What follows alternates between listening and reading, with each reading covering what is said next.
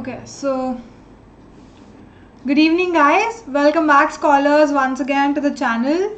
I hope everyone had a good day and have at least 1 hour of more energy to listen to the class.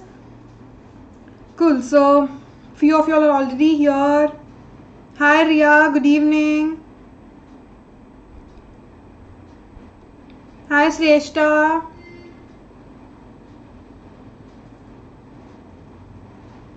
Good evening, good evening. We'll just give it a couple of minutes and then we'll start. We'll wait for other people to join.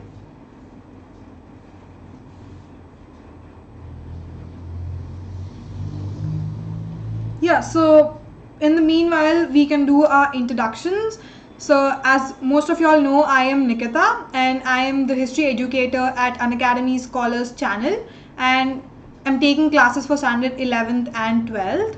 A little bit about me. I have recently graduated from Ashoka University with a major in history and a minor in political science.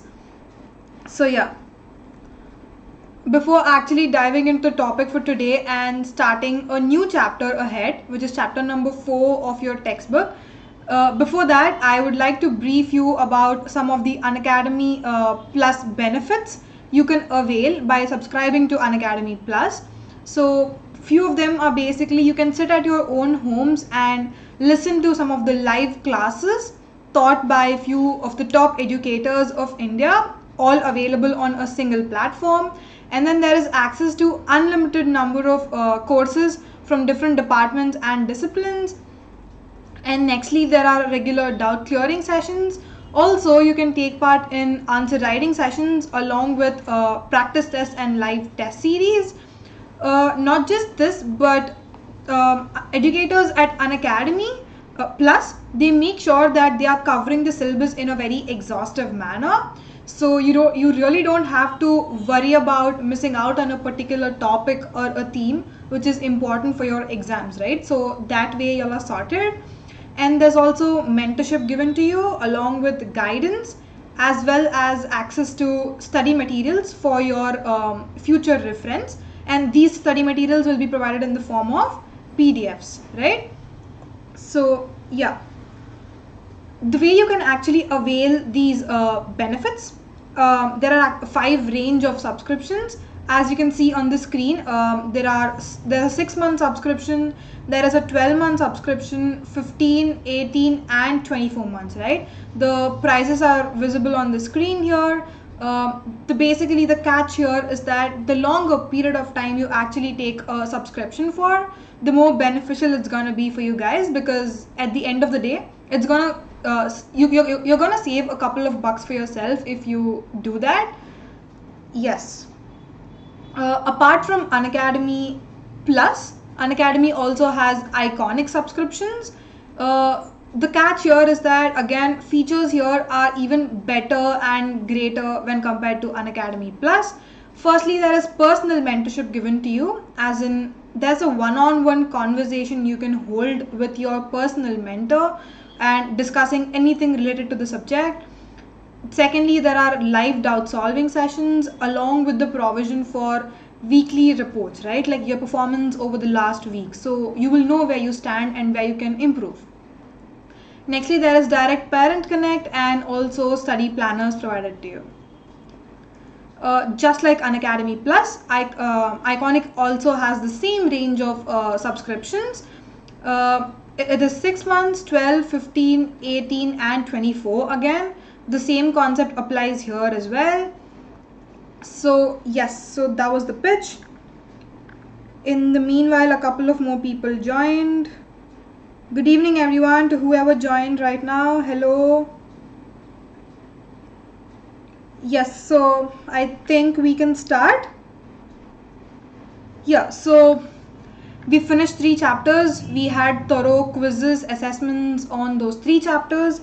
Moving on from there, we will be dealing with chapter 4 today, the first class of chapter 4, which is also the last theme in your part 1 textbook for class 12, right? So the chapter is named as Thinkers, Beliefs and Buildings. But again, one thing you'll have to remember is that we are dealing with the same period. In the second chapter and third chapter as well, we have been dealing with the same 12 centuries, which is 600 BCE to 600 CE. In this chapter also, we will be dealing with the same time period, but the change here is that we will be talking about cultural developments, right? So you'll see how the progress happened, right? In chapter 2, we were talking about political history. When we talked about chapter 3, we discussed social history. And now, moving on to chapter 4, we'll be talking about the cultural developments or the cultural history belonging to the same period. So guys, the catch here is that, remember, when you're reading history, be it anywhere, like you're preparing for board examinations, or you're even preparing for history at a higher level, probably for government examinations or anything, when you're talking about a particular period, remember there is a order to it, right? Like how you read history. So you start with political history of that particular kingdom or particular empire. Then you move on to economic history. From there you talk about social history, which is society, and then you talk about culture, right? So this is the order any historians or students of history follow while studying history, right? Political, economic, social and culture. These are the 4 important elements. So now we are in the last theme, which is culture, which we will deal with in chapter 4, right? Yeah. So what basically this chapter is about, right? So this slide is basically a introduction slide to chapter 4.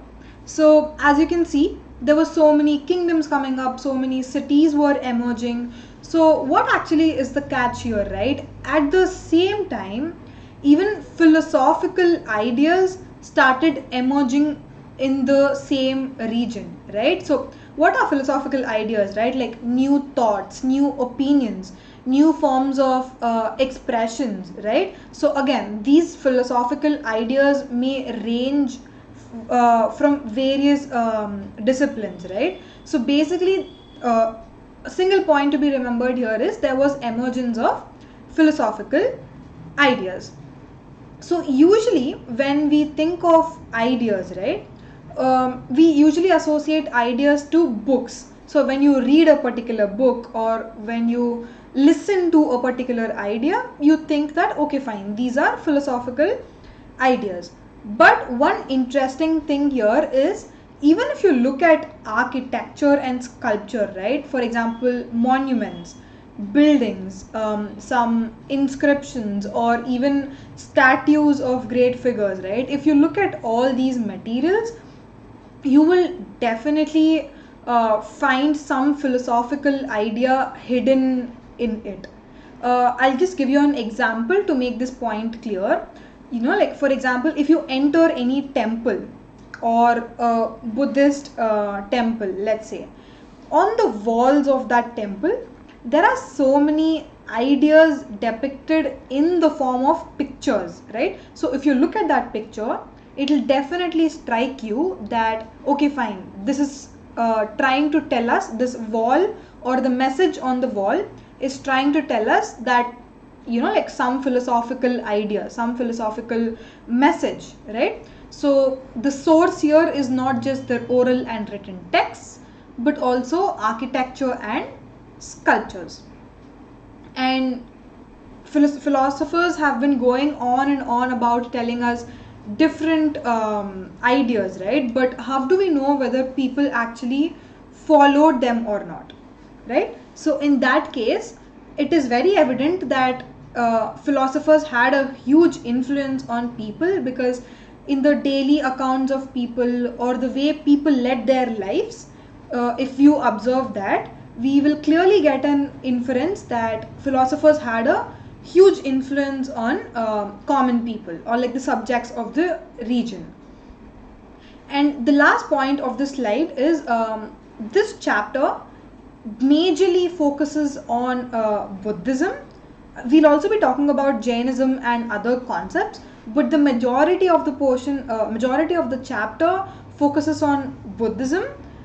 From the Buddhist lens, we are going to talk about cultural developments, right? So another point to remember, the last point to remember from this slide is, when you talk about Buddhism or Buddhist ideas developing in a particular region at a particular time, you should not think that it developed in isolation.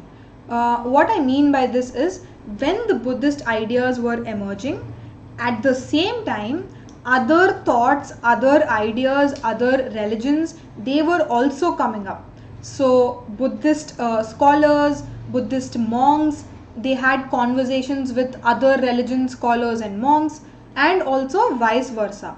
So all these conversations were happening, there was exchange of information, exchange of ideas, exchange of thoughts.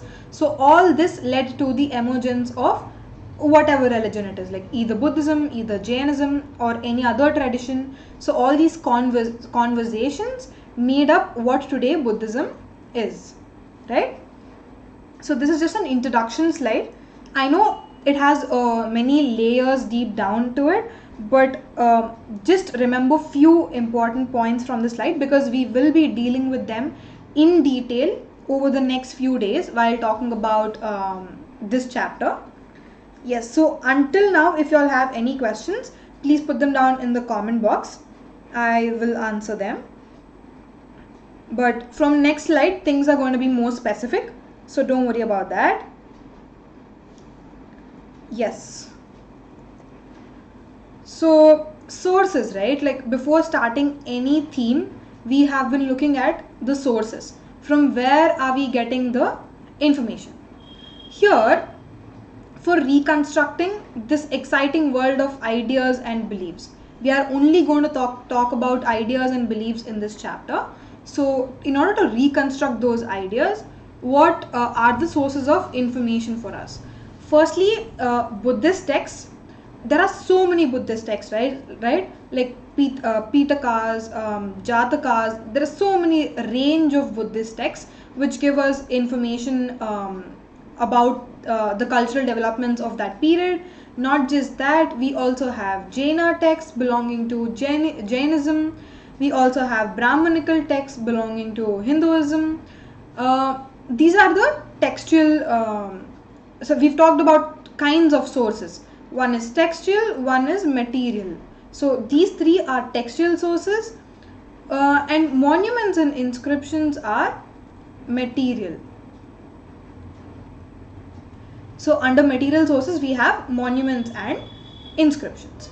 So the main focus of the first few slides of this chapter will be about one such important monument, which is basically called as Sanchi Stupa, which is in modern day Madhya Pradesh, right? It is located in modern day Madhya Pradesh. To be very specific, somewhere near Bhopal, the capital, right? So it is one of the important monuments which is gonna give us information about this period, and it is also like best preserved by the Archaeological Survey of India. Yes. So any doubts still here?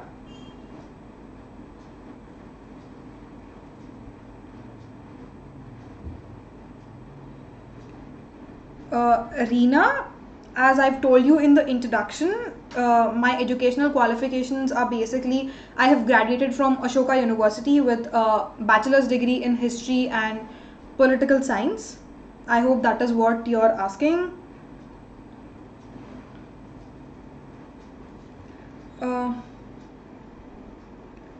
An account name, the King of PES 2.0. I didn't understand your question properly. Oh, okay. So this chapter, I can't say an exact time period, but probably I'll take 6 to 7 days to complete this chapter. Yes. Yes, 6 to 7 days, Reena.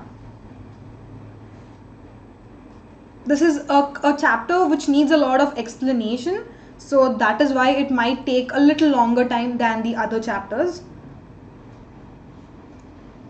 Yes. So, right, the first sub-theme of chapter 4 in your textbook is basically a glimpse of Sanchi. It is titled A Glimpse of Sanchi. As I've told you all, we will be talking about Sanchi Stupa in the next couple of slides because it's really important. It gives us a lot of information on the early Buddhism, the traditions of early Buddhism, right? So whatever is there on your screen right now, all these 5 points on the screen, these are basically written by Shah Jahan Begum. So who is Shah Jahan Begum, right? Like she was the Nawab of Bhopal, who was ruling in the 19th century, somewhere between 1860s to 1900. Somewhere during this period, Shah Jahan Begum was ruling over Bhopal. She was the Nawab of Bhopal, and she actually took a visit to Sanchi Stupa at one point of time, and then she starts describing how the stupa looked like in the 19th century. So, right, like so she was telling that there was a wonderful ancient building in the state of Bhopal. And where is this building located exactly? It is located at Sanchi Khanakera. Again, Khanakera is some local lingua which is used at in those times. But what it basically means is it's a small village, right? So this building is located in Sanchi village, approximately 20 miles northeast of Bhopal, right? Like on the foothills on the foothills. So what did she do after going there? She inspected stone sculptures, and there is also statues of Buddha in the stupa. So she looked at those, she inspected stone sculptures, and also there is a gateway to enter the Sanchi Stupa, right? Like this gateway has a lot of significance. You will read about it in the coming slides. But remember, there is a gateway which was very important to enter Sanchi Stupa. So she also inspected that gateway. And so she was also telling that, there were some ruins of Sanchi Stupa itself. They were of great interest to European gentlemen. So by 19th century, already a lot of European people entered India, right? Like in the name of trade, so many country people like English people, Dutch people, Polish people, French people, Italians, almost all the categories of Europeans entered India by 19th century. So they found these ruins very interesting and they started examining these ruins. And one such figure who took interest in learning about the Sanchi Stupa was Cunningham. Again, who is Cunningham? We have talked about him a lot. We've also had questions in the quiz about Cunningham. He is none other than Alexander Cunningham, who was the first Director General of Archaeological Survey of India, right? So he actually stayed in the neighborhood of Sanchi Stupa for a really long time. And what did he do staying there? He examined all these ruins. He, he took notes. He drew many drawings of how the stupa looked like. And there was also an inscription outside the stupa. He also deciphered that inscription, right? Like he also interpreted what is written on that stone inscription. And finally, what did he do with all this data? He sorted out and then he published this result. And that is how we get information about what Alexander Cunningham has thought about Sanchi Stupa through his report or through his publication. Yes, so any questions till here? Yes, Kanishka, you're absolutely right. Alexander Cunningham was the first Director General of ASI. Reena, yes, Nawab in a rough sense can be translated to a ruler. But in this case, since Shah Jahan Begum was a female, we're gonna call her a queen and not a king, right?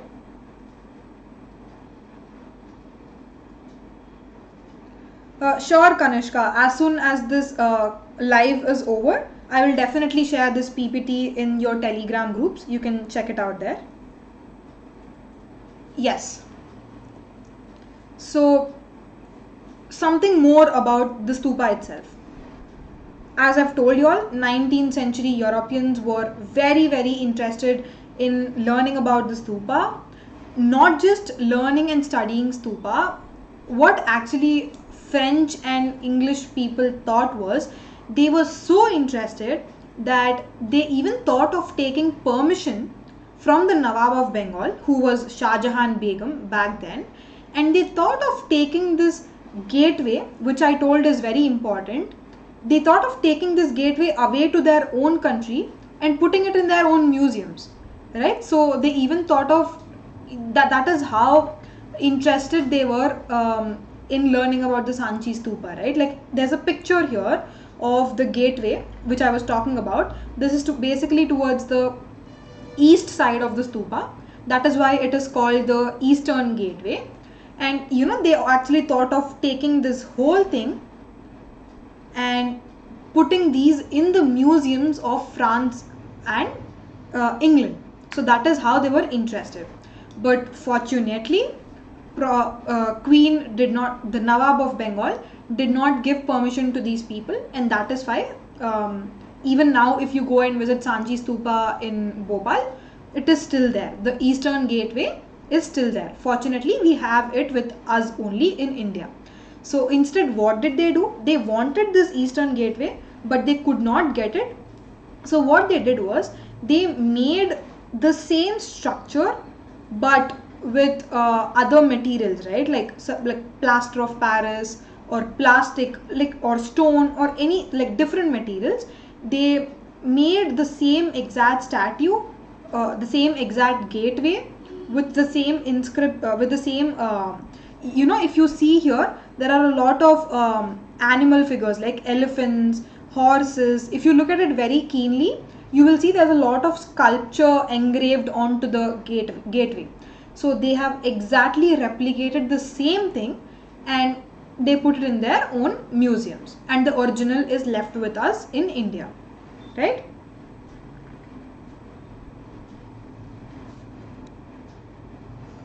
Sorry Reena, this PPT can't be zoomed in, but yes, I will put up another picture also in the Telegram group, so you can have a look at that in the Telegram group later.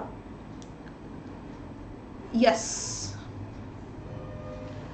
So right, one thing we need to realize and also remember is that this particular stupa which we are talking about, it does not belong to present era, or it did not belong to 19th century BC. It was long time ago. To have a very rough estimate, this stupa was constructed for the first time in 4th century BCE. That is like almost so many centuries and even like so many millenniums before. So in that case, it is really difficult for it to survive till now, and that is the reason from time to time people started preserving this particular stupa. One such preservation happened in the 19th century as well. It was done by Shah Jahan Begum and also her daughter Sultan Jahan Begum. So as soon as Shah Jahan Begum died, Sultan Jahan Begum became the Nawab of Bhopal. So these two Begums, or these two Nawabs, they gave funds, and that is how they kind of preserved this site. And we've talked about John Marshall, right? John Marshall is also another Director General of Archaeological Survey of India. He also worked on Sanchi Stupa. He wrote many reports. So what did he do, right? Like while writing volumes about Sanchi Stupa, he dedicated this one particular volume to Sultan Jahan Begum. Like he said that this total volume is, I am dedicating it to Sultan Jahan Begum. Why? What was the need for John Marshall to dedicate it to Sultan Jahan Begum? In your textbook, we have 3 reasons. The first is she funded the museum, right? So just beside the Sanchi Stupa in the 19th century, a museum was constructed which comes under the premises of the Sanchi Stupa itself. So the fact that she funded and she gave money for the museum to be constructed, that is why John Marshall dedicated one of his works to her. Also, the next thing is she funded his guest house, right? Like for John Marshall to actually stay there and carry out investigations and excavations, he needed a place to stay, and obviously he needed a guest house to stay. So she also funded for his guest house. And lastly, she even funded for the publication of his volumes, right? So she did so much in order to preserve Sanchi Stupa.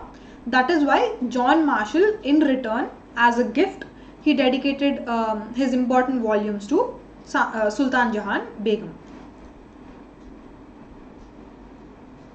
Yes, so any questions until here? Oh, Satyam, thanks for informing, Satyam. I will definitely look at it probably tonight or tomorrow. And if possible, we can also have a discussion on the sample papers. One class totally dedicated to discussing sample papers. We will soon do that. Thanks for informing, by the way. Yes. So, right. We were talking about preservation, right? So this slide is a continuation of preservation. So one thing we need to understand here is that so many strategic decisions, so many wise decisions were taken in order to preserve this particular stupa, and definitely it was not coincidence why this stupa is even present till date without going into ruins, right? So many people over time, they have taken strategic decisions to preserve this stupa. So otherwise we would have lost it long back, because like what if railway contractors want to lay a railroad, right? Or even they want to construct roads, or builders wants to construct something else. They would have easily demolished the stupa and constructed something else in place of that.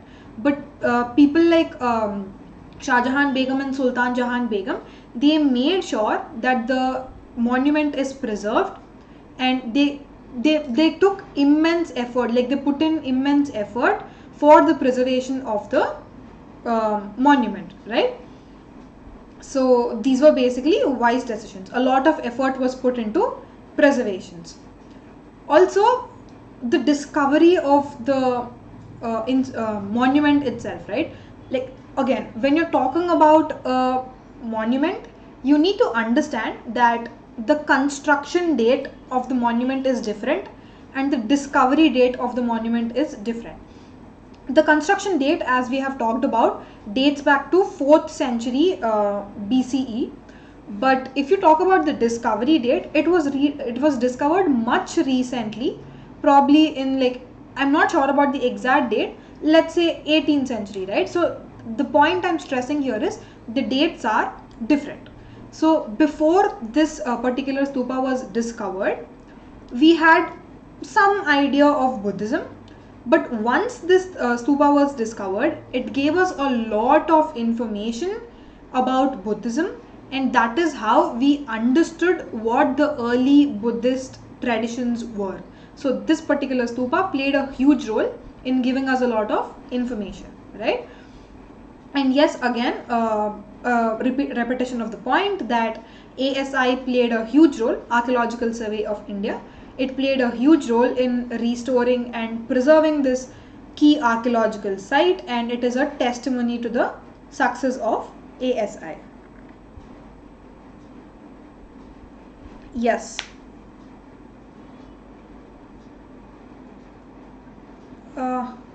Reena, if you're talking about John Marshall is not a traveler per se. Like, I get it, like he came from a different region to India, but you can't necessarily call him a traveler. Indeed, he was an archaeologist, He came to India to excavate archaeological sites in India, and he published so many reports as well. So I don't really think we can call him a traveler. Yes. Any further questions? Put them in the comment section. I will have a quick look at it and answer, guys. I hope everybody is following what I'm saying. Yes. Okay, you got it. Cool, Reena. Good. So, right. In the past couple of slides, for almost 20 minutes now, we are talking about Sanchi Stupa, right? Why are we talking about it? Why is it so important? Like, what is the significance of this monument? Also, like, this particular monument is built on a elevated platform, right? Like, if you're traveling by the Sanchi Stupa, you will realize that the monument is not on the ground level. Sorry, but there was an elevated platform, or like a mound. Like, mound is a very technical term, which basically is an elevated platform. On that platform, the stupa was built. Why did they have to build this particular stupa on a mound, and why not on the ground level? So these are a lot of questions we can ask ourselves, for which we don't have definite answers, but some we can answer them. But we're not really looking for answers right now in this slide. We will eventually talk about them in the coming classes, but for now there are a lot of questions we can think of, right? For example, what is the significance of the monument? Why was it built on a mound, and what exactly is inside the stupa? Like, what did it contain? And also there is a stone railing around the stupa, right? Like, suppose this is the stupa. Around it there was a stone railing. Why was there a stone railing constructed? Was it constructed during the actual time, 4th century BCE, or in the later times somebody initiated and constructed the stone railing? We don't really know the answer for it. And who built this complex? Who paid for its construction? Again, when was it discovered? Another important question. So we have so many questions, right? And if you look at texts, sculptures, architecture, inscriptions, if you look at all of these sources and read them very carefully, by combining the information we get from all these sources, a fascinating story can be developed, and probably there is a chance that we might get answers to all these questions, right? So yes, it is in Bhopal, Riya, you're correct. It is in Bhopal. Not exactly in the city of Bhopal, but somewhere in the outskirts of Bhopal. Yeah.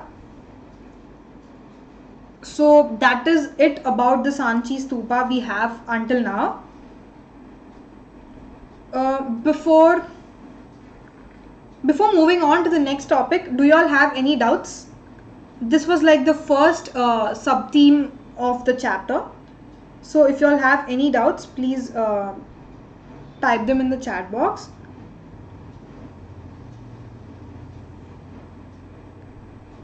Reena, again, the discovery date, we're not sure as of yet. So we will have to look into it in the later classes. Cool. So yeah, so we will move on to the second sub-theme of the chapter, which is titled The Background, Sacrifices and Debates. We will be talking about this today. So again, we have talked about this first point repeatedly again and again, right? The first millennium BCE, the mid first millennium BCE, which is basically 600 BCE, 500 BCE. It is a turning point in the world history, because so many changes started appearing, like so many new cities, new developments, new kinds of trade, new kinds of societies. Everything was new, everything was changing. So basically it was a turning point in the history, not just Indian history but in the world history as well. This particular period was a turning point. Why is that so? So here's the answer for it. Because there were a lot of thinkers or philosophical thinkers emerging during that time.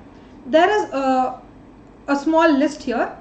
In the same time, in the mid first millennium BCE, in Iran, a scholar by name Zarathustra. Again, these are proper nouns. We don't know the exact pronunciations to them, but for time being, we're just calling them Zarathustra. So Zarathustra was a influencer, or what do you say? Not exactly like a scholar, but he paved for a new way of life, right? Like he paved the path, started questioning the old regimes or old traditional ideas, and he came up with a new religion of sorts. So in Iran, Zarathustra emerged. In China, there was another popular figure by name Kongzi. In Greece, at the same time, Socrates, Plato, and Aristotle. Like these names we are familiar with, right? So Western philosophers, they started emerging in Greece, and at the same time in India, we see the rise of Mahavira and Buddha, which basically translates to rise of Buddhism and Jainism respectively. So yeah, so because there are so many thinkers emerging, that is another reason because of which we can say that first millennium BCE is a turning point in world history. Yes. Any questions still here? Yes, Reena, you're absolutely right. Millennium basically means 1,000 years. Like century is 100, right? Decade is 10. So in the same way, millennium is 1,000 years. So we know so many thinkers started coming up, but what exactly are they trying to understand? We've talked about how so many ideas were emerging, but what are these ideas, right? Like what exactly are they? This point sums up the question. They tried to understand the mysteries of existence and the relationship between human beings and cosmic order. This is a very deep question. We certainly don't have answers to all of them, but we only have a lot of speculations, like, right? For example, mysteries of existence, right? Like how were human beings created? Like, why are we on earth in the first place? After death, where will we go? Is there a rebirth after death? These are all questions about the existence, right? We don't have answers to them, honestly. One religion might say we have a rebirth. One religion might say no, we only have one life, which is human life. After that, we are basically gone. Again, there are different beliefs. It is up to the individual on what he wants to believe in, right? So these are all the questions that thinkers started questioning about. All these people, not just Mahavira and Buddha, but all these thinkers in different parts of the world, they started understanding. They tried to understand all these things, like also relationship between human beings and cosmic order. Cosmic order is nothing but the universe at large. So what is the relationship between humans and cosmic order, right? So that is one point. These thinkers were also trying to understand the developments that were happening at the same time, right? Like for example, Mahavira and Buddha, as we see in the northern part of India, so many cities were coming up, so many economic activities were coming up. So they were trying to study these also at the same time, along with the major philosophical questions, right? Yeah. Again, Reena, cosmic order is a very philosophical term again, but for a 12th standard student, or for our level, in fact, as far as I am concerned, I imagine cosmic order to be a universe or at large, which is external to the human being, right? It's a very, what do I say, abstract concept. It is not a material or a physical thing to which I can point out and be like, okay, fine, I can call this a cosmic order. It is not like that. Cosmic order doesn't have a shape or a form or nothing. It's basically an abstract idea. I know it's very deep. Sometimes it is very complicated to understand, but just as a reference, just see it as something external to a human being. I hope that answers your question, at least gives you some clarity of what cosmic order is.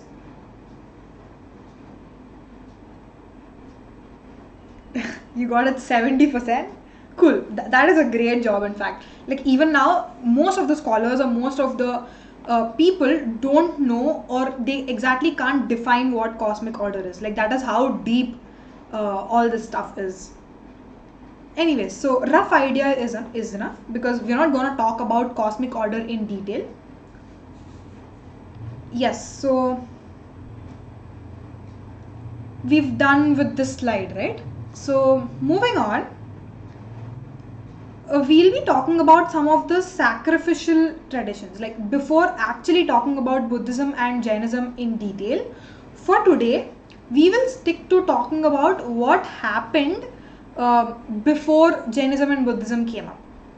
Again, guys, if you all remember, in the first chapter we have talked about Harappan civilization, right? We have seen Harappan civilization ended, and in the second chapter we came back to 600 BCE. But there are a lot of centuries, like a long period in between these two, like the end of Harappan civilization and the start of the 6th century BCE. There are a lot of centuries in between that period as well, right? So like, your textbook doesn't have syllabus on that particular period, but this slide is going to tell you basic information as to what happened in those 1000 years. So the point being, even before this period, there were a lot of traditions of thought, religious beliefs, and also practices which existed. We will be talking about two of them broadly.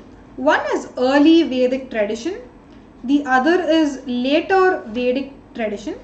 Some scholars would prefer to call this as only one tradition, basically Vedic tradition, but for our convenience we are splitting this into two. One is early Vedic period and the other is later Vedic period. So when was this period, right? Early Vedic period was between 1500 to 1000 BCE, and it was the time in which the Rig Veda was written. We've talked about Rig Veda, and a very important text. So it was written from 1500 to 1000 BCE, and later Vedic period started from 1000 BCE to 500 BCE. I hope this bridges the gap, right? Like, from the end of Harappa to the starting of the 6th century BCE. This was exactly what happened in those 1000 years. So right, so here we'll be talking about sacrificial traditions, like the concept of sacrifice. Even now, till date, most of the religions, they have all these rituals and stuff where they sacrifice something, right? Like, for example, Muslims during Ramzan or Bakrid, they sacrifice a bakri, like an animal. In the same manner, Hindus also, even they sacrifice something else, like some animals. It's not just about animals, but anything. Sacrifice can be in the form of anything. In the same manner, even in early Vedic and later Vedic periods, sacrifices did happen. And what were these sacrifices, right? Like, what did they expect in return? The fact that you're sacrificing something to the god, you're asking God for something else in return, right? Even now, you guys, like when you go to some religious place, we'll be like, okay, God, I will give up this. Or if, for example, I like chocolates, right? If you give me first rank in exams, I'll give up chocolates or something like that. That is like a trade between you and God, like an exchange between you and God. You give me this, I'll sacrifice this, something like that. So that is how sacrifices used to happen. They used to chant a lot of hymns, like verses, and in return people used to ask for cattle or sons or good health, long life. These are all some of the things which people used to ask in return, right? So this happened in the early Vedic tradition, where anybody could perform sacrifices, like anybody, irrespective of the gender, right? Like males, females, children, Brahmins, Kshatriyas, Vaishyas, Sudras, anybody can perform sacrifices. But once you enter later Vedic period, this thing changed. Now it is not that easy for anybody to perform sacrifices. Only a selected few have that right. Like for example, only the heads of the households, right? Like the male dominating figure of the family, only he can perform sacrifices for the well-being of the domestic unit. And also, before, in the early Vedic period, all these sacrifices were performed collectively. Like people from different communities or different households, they used to come together, select a common place, and then perform a ritual. But in the later Vedic period, everybody performed it in their own individual space.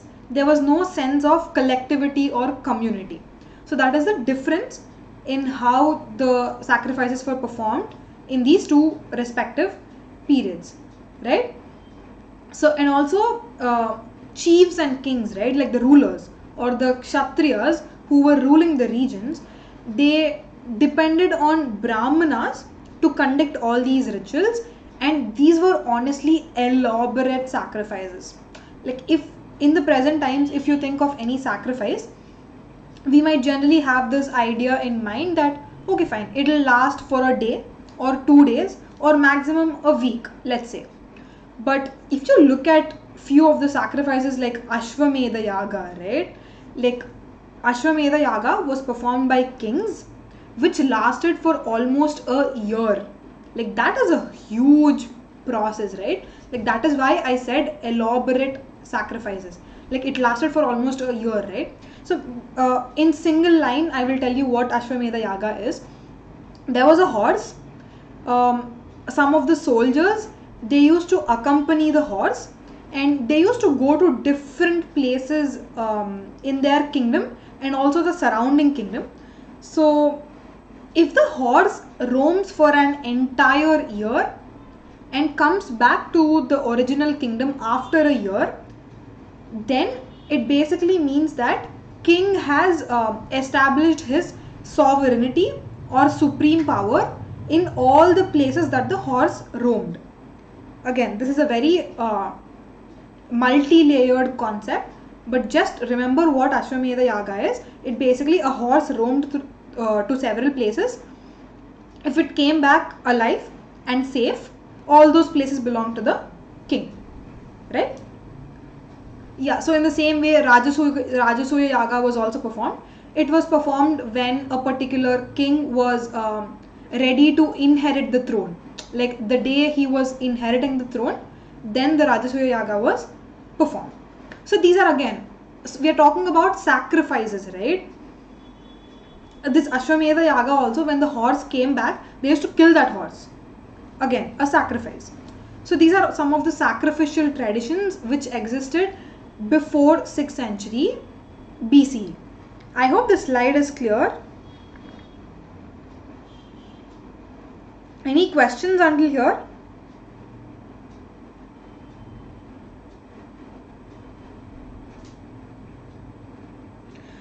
Tushar, yes, so I was about to come to this point towards the end of the lecture about taking classes for 11th standard. I will be taking classes for 11th standard starting from next week, right? So the timings and all I will tell you all eventually, but from next week both 11th and 12th classes will be taken by me.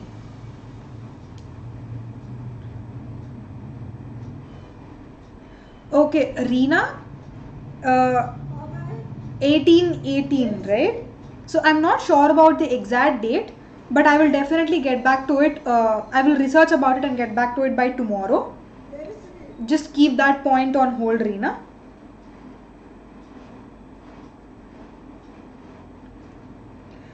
Yes, Rishraj, someone else also pointed this out, that the sample paper has been released. I will have a look at it.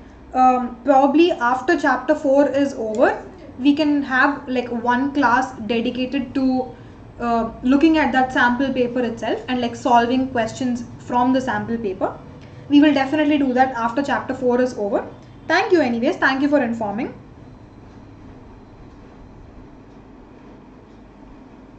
Shiba, I do take classes daily from Monday to Saturday at 6 p.m. in the evening. Every day, right? Yes. So if we are done with the questions for the slide, we can move on to the next slide. Yeah. Again. Now we are coming back to 6th century BCE. Till now we have talked about early Vedic and later Vedic periods, but now we are coming back to 6th century BCE, where new questions started emerging.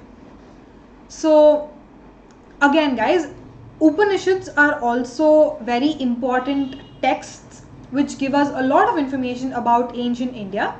So Upanishads basically are 108 in number. Like how we have 4 Vedas, in the same manner we have 108 Upanishads. 108 is like so many, right? Like basically it gives us a lot of information about ancient India. So roughly they were written around this time, 6th century BCE.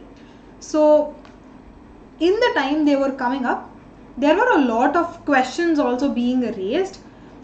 Just like I've told you all in the previous slides, what are these questions, right? Like, what is the meaning of life? Is there a life after death? Or is there a rebirth? Or is there not?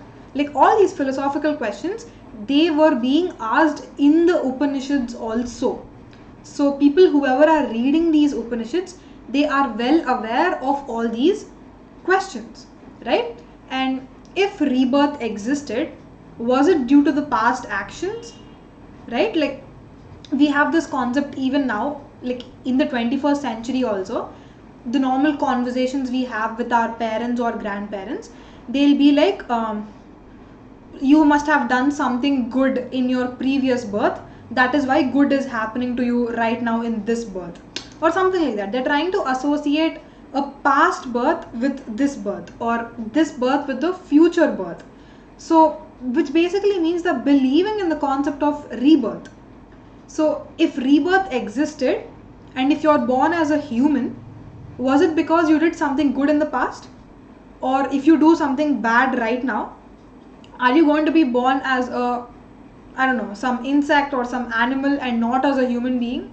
Right? So there are all these associations. People started questioning everything. Again, remember guys, we do not have answers to these questions.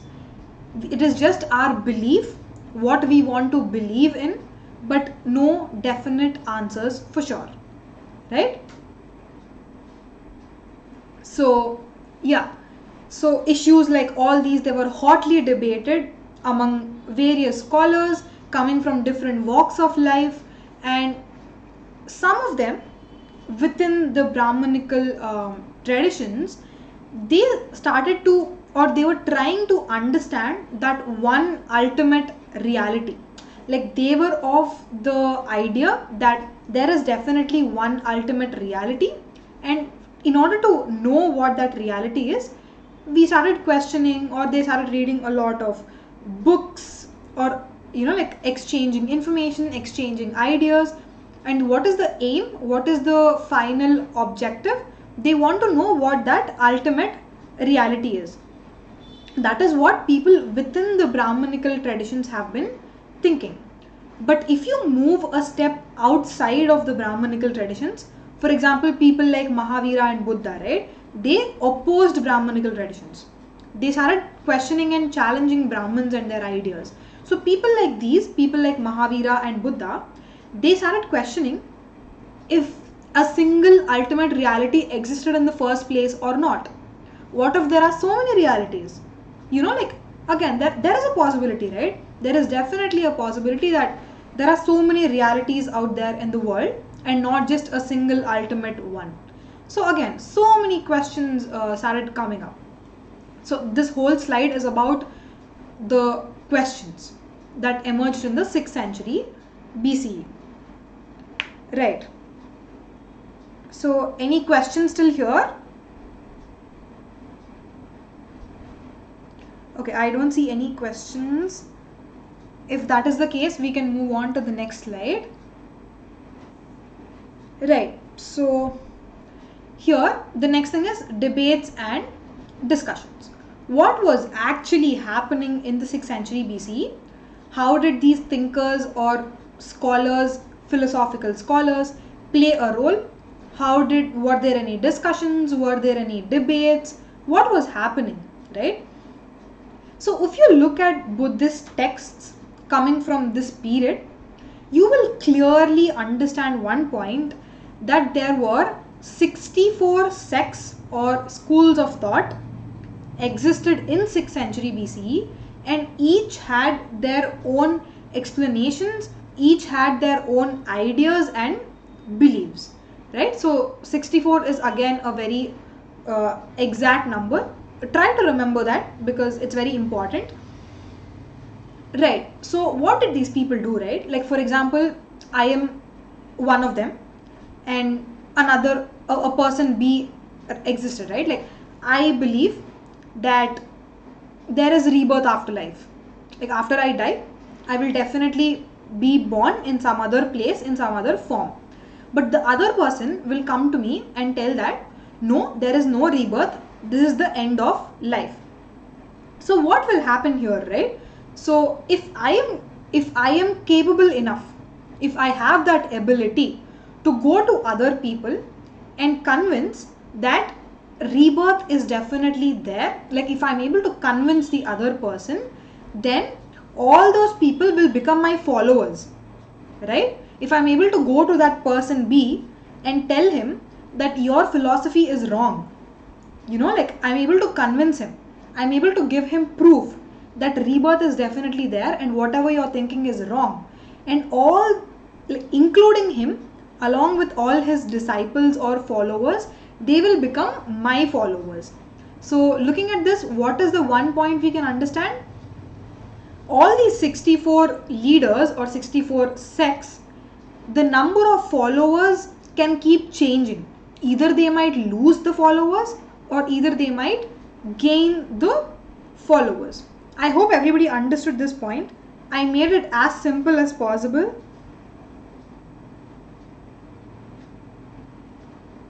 Yes. I hope that is clear, guys.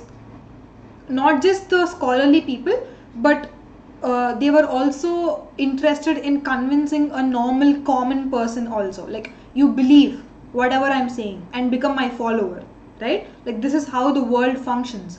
This is how the world operates. That is how you need to understand the world. Stuff like that.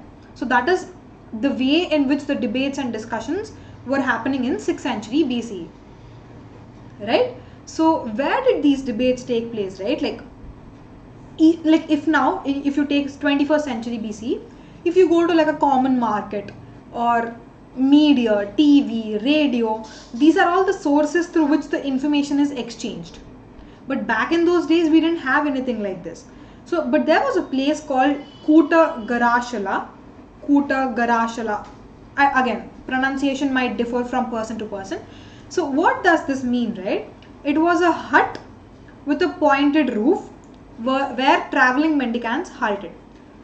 A simple hut, guys, basically a hut. And to describe how that hut looked like, it had a pointed roof. Like if hut is circular in nature, it had a conical top, right? A pointed roof. These are basically in the outskirts of the villages, and people traveling from one village to another, they used to stop there, basically used as rest places. So debates used to happen in places like these. Like scholars used to sit down in Kuta Garashala and they used to exchange ideas and information. Right, so this is exactly the same point I was trying to make, right? Like if you're able to convince your rival, then all his followers might become your followers. If you're not able to convince, and if the other person wins the argument, then all your followers will become his followers, right? So yes, I hope that point is clear about debates and discussions. Yeah, so out of these 64 sects, Mahavira and Buddha are two of them, right? So Mahavira and Buddha, they started questioning the authority of the Vedas, basically the Brahmanical traditions, right? They were completely opposing the ideas of Brahmanical texts. Basically what Brahmanical texts say is, if you are born into a particular caste, or if you are born into as a particular gender, your life is predetermined. Like if you're a Shudra, you can never achieve moksha, right? This is a concept in Brahmanical text. If you are born into the Shudra caste, even though he performs n number of sacrifices, definitely he or she cannot attain moksha just because of the fact that he was a Shudra. This is what Brahmanical texts say. But on the other side, what Mahavira and Buddha were saying is that no, we are against Brahmanical texts. The thing here is that based on how you behave, based on how you treat your fellow human beings, if you led a good life, if you led a disciplinary life, based on your actions in this birth, that will decide whether you will attain moksha or not, but not your caste or gender. So you understand the contrast here, right? Mahavira and Buddha are totally against Brahmanical traditions. Brahmins basically focus on the birth, the caste, the gender. But on the other side, Mahavira and Buddha, they started emphasizing on individual agency. Like how you behave in this birth will define where you will go next, right? So that is how you can attain liberation to worldly deeds. Again, I hope this point is clear as well. Yes, perfect. So this is the last slide we have for today. I will wind it up in a couple of minutes. I know it's past time. I know it's 7:02, but please just bear with me for another 2 minutes. Last slide, guys. So there is a source 2 in your textbook, which is titled as verses from Upanishads. Again, this source in itself, is not that important. It's not gonna give you any information as such, but it's just gonna make you understand what we were talking about till now. So these are few verses from Upanishads, especially like specifically Chandogya Upanishad. Chandogya is one of those 108 Upanishads. It was a Sanskrit text written in 6th century BCE. So Chandogya Upanishad describes the nature of the self. So whatever is there in the double quotes, this is exactly the text we are referring to from the Chandogya Upanishad. It says, like the self of mine within the heart is small. Like I'll give you a gist of it. Basically what the text is trying to tell us is, till that time, till 6th century BCE, people have considered like the human or like the individual self as some form of physical figure, right? Like for example, a person is there, like a human being is there. He's this tall, he looks like this. Like we're basically attributing some physical features to him or her. But from 6th century BCE, this particular Chandogya Upanishad, it says that the self might be anything. It might be as small as a paddy seed or like a barley seed or like a mustard seed. But on the other side, it can also be as large as earth or heaven or even greater than all these worlds. So again, the underlying point here is that humans do not necessarily need to have a physical form. The ideas are very abstract, right? So the idea of abstraction is portrayed in this verse. In the same manner, how the true sacrifice is mentioned in Chandogya Upanishad is that, again, when we think of sacrifices, we've always been talking about how a particular animal has to be dead in order for us to call it a sacrifice. A horse is dead, a goat is dead, or a person is dead, anything like that. But honestly, sacrifices doesn't necessarily have to be that huge. It can just be that, like a wind is passing, like air, wind, it is passing from here to here. That is also a sacrifice, because at the end of the day, if a wind is passing, it is sanctifying. Like, what does basically sanctification mean, right? Holy or sacred. Sanctifying is becoming holy or sacred. Like, if a wind is moving from here to here, it is cleaning up this place. It is making this particular place holy or sacred. So that in itself is also called a sacrifice, right? So it doesn't necessarily have to be all these huge things, a huge fuss around all these sacrifices, right? Again, these are very abstract ideas. These are not important when it comes to examination point of view, but I'm just telling this because whatever we talked till now, whatever the ideas or beliefs or the questions that started coming up in the 6th century BCE, this slide is just gonna justify all of that, or like gives you examples as to how the ideas have been changing, right? So that is it we have for today. Yes, rejection of Vedas, animals' rights. Yes, you're absolutely right. So yeah, that is it we have for today. If you all have any questions, please put them down in the comment section or in the live chat box itself before we end the live.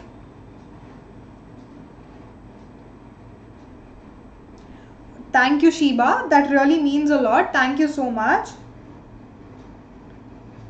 I hope you continue from here and attend the classes from tomorrow as well.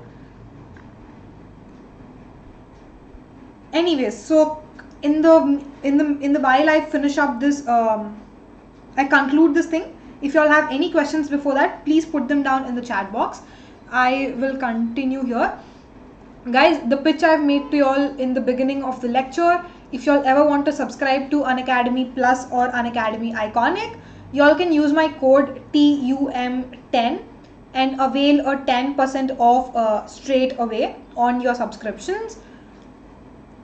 And yes, if you all like the content of these videos and would like to view more of them in the same manner, please like this video, share it as much as possible. Also comment down below with any questions you have, any suggestions you have, any important points you want to add on. It can be anything. Just put down a comment below and also subscribe to our channel Unacademy. Thank you guys. Thank you so much for attending. I'll see you guys tomorrow at 6 p.m. in the evening, same time basically, where we will be continuing chapter 4. We will be talking about a lot more interesting concept. So I hope all of y'all will tune in tomorrow as well at the same time. Thank you. Thank you so much. No doubts as of now. Cool. Rahul, I have reiterated this point again and again. I am not that fluent in Hindi, so my teaching or presentations will only be in English, if that is okay with you. Cool. So have a good evening, guys. Have a good evening, everyone. I'll see you tomorrow. Bye bye.